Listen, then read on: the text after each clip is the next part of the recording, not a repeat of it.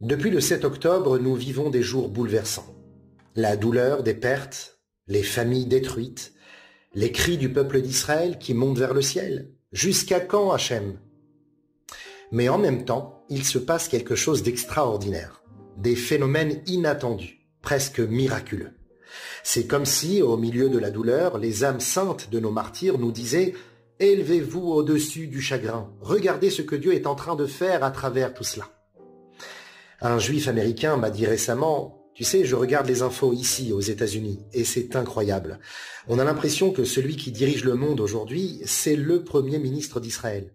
Ce ne sont plus ni Trump, ni Poutine, ni les grandes puissances, mais Israël, qui fait la pluie et le beau temps sur les marchés, sur la géopolitique, sur le monde entier. » Et c'est vrai. Cette guerre se joue à de multiples dimensions, mais l'une d'elles, peut-être la plus profonde, c'est le regard des nations sur Israël. Le monde entier découvre bouche bée la puissance, la foi, la résilience de ce petit peuple. Et des gens intelligents et honnêtes commencent à se poser des questions. Mais qui sont ces gens?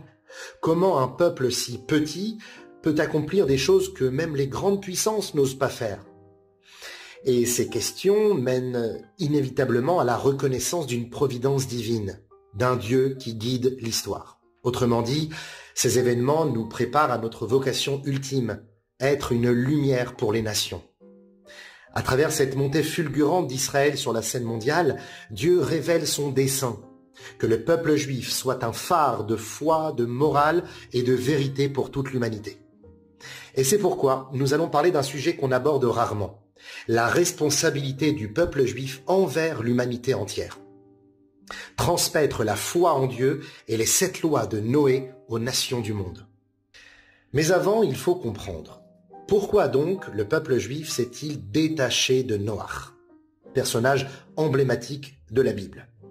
Et pourquoi nos sages semblent-ils rabaisser sa grandeur, alors que la Torah l'appelle le seul juste parfait de son temps? La Torah ne distribue pas les compliments facilement. Elle parle d'Avraham Avinu, de Moshe Rabbeinu, d'Aaron HaKohen, du roi David, sans jamais les qualifier directement de juste ou de parfait. Mais pour Noach, la Torah insiste. Noach était un homme juste, intègre dans sa génération. Il marchait avec Dieu. C'est unique. Aucun autre personnage biblique n'a reçu pareille louange. Et dès sa naissance, on pressent quelque chose d'exceptionnel. Son père dit de lui « Celui-ci nous consolera de la peine de nos mains, du sol que Dieu a maudit. » Nos sages expliquent que Noach a inventé la charrue, qu'il est né circoncis et que grâce à lui, la terre a retrouvé sa fertilité. Tout dans sa naissance respire la bénédiction. Et la Torah dit de lui, Noach trouva grâce aux yeux de Dieu. Le mot Noach, nun chet, est d'ailleurs l'inverse de grâce, chet nun. Cette grâce, c'est un charme spirituel, un don divin. Ce n'est pas que Noach était beau ou sage, mais que Dieu trouva en lui quelque chose d'agréable. Mais voilà, après tant d'éloges, vient la phrase fatidique. Il était un tzaddik dans sa génération. Rashi, suivant le Midrash, ajoute « Certains de nos sages y voient un éloge. S'il fut juste parmi les méchants, combien plus s'il avait vécu parmi les justes. Mais d'autres y voient un blâme. Comparé à Abraham, il n'aurait rien valu. » Et là, on s'étonne. Pourquoi chercher à minimiser un homme que la Torah glorifie tant? Où est passée la règle « juge ton prochain favorablement » Nos sages répondent parce que la Torah ne fait pas de compliments gratuits. Elle veut nous enseigner que la vraie grandeur ne réside pas dans la pureté individuelle, mais dans la responsabilité envers autrui. Et c'est là que Noach a échoué. Noach était un saint, oui, mais fermé sur lui-même. Il a entendu Dieu annoncer la destruction du monde et il s'est tu. Pas une prière, pas une tentative de plaider pour sa génération. Pendant 120 ans, il a construit son arche sous les yeux de ses voisins, mais sans leur dire « Réveillez-vous, repentez-vous ». C'est un juste qui s'est réfugié dans son cocon, comme pour dire « Moi, je suis en règle avec Dieu, le reste du monde, tant pis ». Et c'est là que la tradition chassidique voit sa limite. Le rabbi de Kotsk disait « Noach était un tzaddik en manteau de fourrure. Quand il a froid, il s'enveloppe d'un manteau pour se réchauffer. Mais le vrai tzaddik, lui, allume un feu pour réchauffer les autres aussi. Magnifique image. Le juste qui vit pour lui-même peut être parfait, mais il ne réchauffe personne. Le vrai tzaddik est celui qui fait rayonner sa chaleur. Et c'est pour cela que Noach n'est pas notre modèle. Nous, les descendants d'Avraham, Yitzhak et Yaakov, nous sommes appelés à être des justes au feu de bois et non pas en fourrure, à faire briller la lumière pour les autres et non pas seulement pour soi. Le rabbi Gedalia Moshe Goldman, admour de Zvi'il, a été arrêté par les soviétiques. Il a été envoyé dans un camp de travail en Sibérie pour activité religieuse. Un jour, on le convoqua avec un autre juif, celui-ci vieux et malade, au bureau du commandant. Bonne nouvelle, ils étaient libérés. Mais avant de sortir, il fallait signer quelques papiers. Problème, c'était Shabbat. Et le rabbi refusa de signer. Il n'était pas en danger de mort, il pouvait survivre encore un peu, donc pas question de profaner le Shabbat. Le commandant cria « Tu ne sortiras jamais d'ici !» Mais le rabbi a tenu bon. Alors le commandant a donné les papiers à l'autre juif, le vieillard, mais lui aussi, inspiré par le courage du rabbi, refusa de signer. Alors le rabbi prit le stylo et dit « Je vais signer à ta place. Toi, tu es faible, malade, et sortir d'ici, c'est pour toi une question de vie ou de mort. Moi, je reste. » Le commandant soviétique resta bouche bée, ému, et dit simplement « Allez, sortez tous les deux, je signerai pour vous. » Voilà ce qui est un juste à la manière d'Israël, celui qui pense à l'autre avant lui-même. Et c'est justement ce qui différencie Noach d'Avraham. Noach s'est isolé. Avraham, lui, a ouvert sa tente sur 4 côtés pour accueillir tout le monde. Il a enseigné la foi en Dieu à des milliers de personnes et il a supplié Dieu de sauver même les pires, les habitants de Sodome. Et cette responsabilité dépasse même le peuple juif, car Avraham n'a pas seulement fondé Israël, il est devenu le père d'une multitude de nations. Notre mission, c'est d'éclairer toute l'humanité et non pas seulement notre communauté.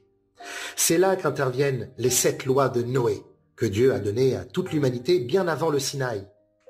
Interdiction du meurtre, interdiction du vol, de l'idolâtrie, du blasphème, de la débauche sexuelle, de consommer la chair d'un animal vivant, et enfin l'obligation d'établir la justice, les tribunaux et les lois. Le Rambam Maïmonide écrit quelque chose de fascinant.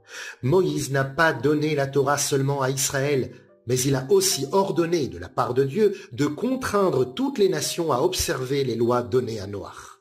Autrement dit, le don de la Torah ne concernait pas uniquement les Juifs, mais toute la création. Les Juifs ont reçu 613 commandements, mais les nations ont reçu 7 commandements pour que la société humaine soit juste et spirituelle. Le rabbi de Lubavitch l'explique magnifiquement. Pendant des siècles, le peuple juif n'a pas pu parler au monde. Il était pourchassé, exilé, mis de côté. Mais aujourd'hui, où les nations nous écoutent, chaque juif doit saisir l'occasion, par la bonté, le respect et la lumière, d'encourager les non-juifs à vivre selon ces 7 lois. Non pas pour les convertir, mais pour leur révéler la beauté d'une humanité unie autour du même Créateur. Il y a un midrash célèbre qui raconte qu'avant de donner la Torah à Israël, Dieu alla voir les autres peuples, Esav, Ishmaël, Moav, et il leur a proposé la Torah. Chacun a refusé. Non, nous ne pouvons pas. Elle interdit le vol, le meurtre, la débauche. Ce sont nos habitudes. Et alors Dieu se tourna vers Israël, qui a répondu « Naaseh venishma, nous ferons puis nous comprendrons ». Mais la question se pose. Est-ce que Dieu a vraiment voulu donner la Torah aux nations avant Israël? Est-ce qu'Israël n'était qu'un plan B? Bien sûr que non. Le rabbi explique que cette proposition aux nations n'était pas une négociation fictive. Cette proposition était là pour créer un lien spirituel entre la Torah et l'humanité tout entière. Même si les nations ont refusé à ce moment-là, cette proposition a laissé une empreinte indélébile. Elle a ouvert la porte à l'idée que la Torah parle à tous les hommes. Et c'est pourquoi aujourd'hui, des milliards de personnes, 4 milliards plus exactement, chrétiens, musulmans, croient en un Dieu unique. L'héritage d'Abraham s'est diffusé. Regardez le monde moderne. Les valeurs de la Torah, le respect de la vie, la justice, la compassion, sont devenues universelles. Là où autrefois les gladiateurs s'entretuaient pour le plaisir du public, aujourd'hui, même celui qui écrase un chat peut être condamné. C'est la victoire silencieuse de la morale biblique sur l'inhumanité. Noach, c'est le juste solidaire. Abraham, c'est le juste qui change le monde. Et Israël, aujourd'hui, est appelé à être ce peuple d'Abraham, porteur de la lumière divine dans un monde qui cherche encore sa route. En ces temps d'épreuves, de guerre, de confusion morale, Dieu nous donne l'occasion d'accomplir notre mission. Être un modèle, une source de foi et de bonté, un phare pour les nations. Le prophète Isaïe l'a dit, « Des peuples marcheront à ta lumière et des rois à la clarté de ton lever. » Alors puissions-nous, chacun à notre niveau, réchauffer le monde, non pas en mettant un manteau de fourrure, mais en allumant un feu d'amour, de foi et de responsabilité. Et que ce feu prépare le monde à la venue du Mashiach, quand toutes les nations reconnaîtront Dieu et le serviront ensemble dans la paix, la justice et la lumière.